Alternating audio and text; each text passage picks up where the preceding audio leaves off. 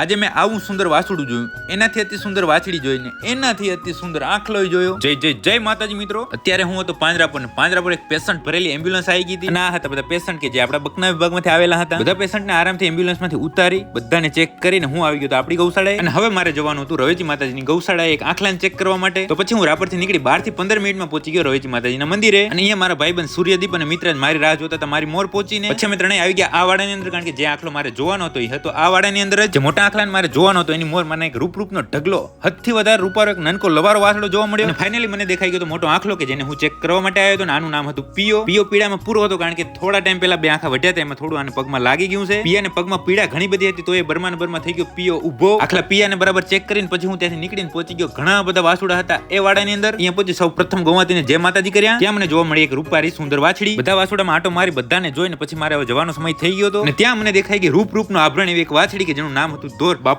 બાપો જીઓ જીઓ માતા જીઓ. હવે પછી હું માતાજીની ગાયોમાંથી નીકળીને જવા નીકળી ગયો તો રાપર, અને પહોંચી ગયો તો સીધો પાંજરા પર આવી મળી લીધો ભગતને. પછી પડી રાત. અત્યારે હતો હું આપણી ગૌશાળાએ આપણી ગાયો માટે સવારનું ખાણ રાંધતો હતો. અને ખાણમાં રંધાતું તો ભારે ખોરાક, કારણ કે શિયાળામાં ટાઢ ન લાગવી પડે. તો ભલે મિત્રો આજનો દિવસ પૂરો, આજનો વ્લોગ પૂરો. લાઈક કોમેન્ટ શેર કરવાનું તમે ભૂલતા નહીં.